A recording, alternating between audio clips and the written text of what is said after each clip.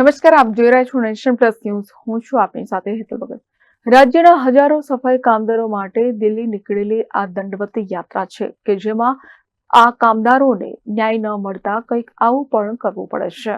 રાજ્યના હજારો સફાઈ કામદારો માટે દિલ્હી નીકળેલી આ દંડવત યાત્રા છે જેમાં કામદારોને લઘુત્તમ વેતન આપવામાં આવતું નથી, પીએફ આપવામાં આવતું નથી, સફાઈ કર્મીઓના મોત થઈ રહ્યા છે.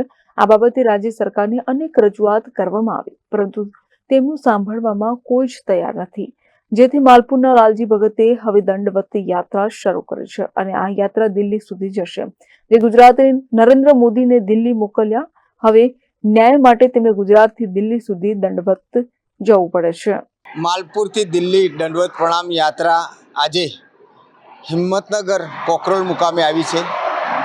આ યાત્રાનો હેતુ છે કે ગુજરાતમાં આઉટસોર્સિંગ કર્મચારીઓ, કરાર આધારિત કર્મચારીઓ, જે કામદારો, ગરીબ શોષિત પીડિતોને ખૂબ અન્યાય થઈ રહ્યો છે. એજન્સી દ્વારા ભરપૂર ગુજરાત સરકારને વારંવાર દંડવત યાત્રા કરી હતી, વિનંતી કરી હતી, તેમ છતાંય કામદારને લઘુત્તમ વેતન મળતું નથી, પીએફ મળતું નથી ને કામદાર જ્યારે સરકારનો જે પરિપત્ર છે જ્યારે અમલ કરવાની જ્યારે એજન્સીને વાત કરે છે ત્યારે કામદારોને છૂટા કરી દેવામાં આવે છે.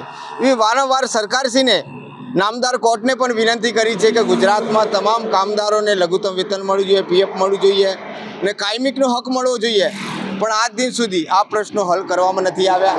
તો હું લાલજી ભગત 1/1/2025થી માલપુરથી નીકળ્યો છું અને મોદી સાહેબશ્રીને, વડાપ્રધાન સાહેબશ્રીને વિનંતી કરું છું કે આપ એક બાજુ સફાઈ કામદારોના પગ ધોવો છો, સન્માન કરો છો, તો જે સફાઈ કામદારોની જે વેદના છે એ અમલ કરો.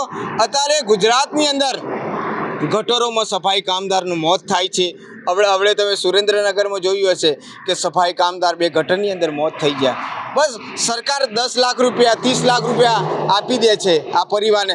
ખરેખર આ મનુષ્યની કિંમત ખાલી 30 લાખ રૂપિયા છે. તો સરકારશ્રીને વિનંતી કરી છે કે આ ટેકનોલોજી હોવા છતાંય આપ સાધનો વસાવતા નથી ને સફાઈ કામદારો ગટરની અંદર મોત થાય છે, એ દુઃખભરી બાબત છે. તો સફાઈ કામદારોને ગટરમાં ન ઉતારવા જેવા સુપ્રીમ કોર્ટે આદેશ કર્યો છે, તેમ છતાંય ગટરમાં ઉતારવામાં આવે છે એજન્સી દ્વારા. તો દુઃખભરી બાબત છે. તો નામદાર કોર્ટને અને સરકારશ્રીને વિનંતી કરીએ છીએ કે ગુજરાતના તમામ કામદારોને પોતાના હક અધિકાર માટે આ યાત્રા છે, તો તમામ હક અધિકાર વહેલી તકે મળે એવી વડાપ્રધાન નરેન્દ્ર મોદી સાહેબશ્રીને વિનંતી છે. કેટલા કિલોમીટરની યાત્રા છે? દિલ્હી ક્યારે પહોંચવાના? લગભગ માલપુરથી 1 વર્ષની આ યાત્રા છે. લગભગ 1100 કિલોમીટરની આ યાત્રા છે અને આજે માલપુરથી હિંમતનગર એટલે 70થી 80 કિલોમીટર તો કાપી નાખ્યું છે.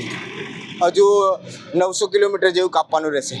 Jitendra Solanki, nation plus news, Sabarkantha. સમાચારોના સતત અપડેટ મેળવવા માટે અમારી નેશન પ્લસ ન્યૂઝની યુટ્યુબ ચેનલને સબસ્ક્રાઇબ કરો, બેલ આઇકન દબાવો અને જોડાયેલા રહો ફેસબુક, ઇન્સ્ટાગ્રામ અને ટ્વિટર પર.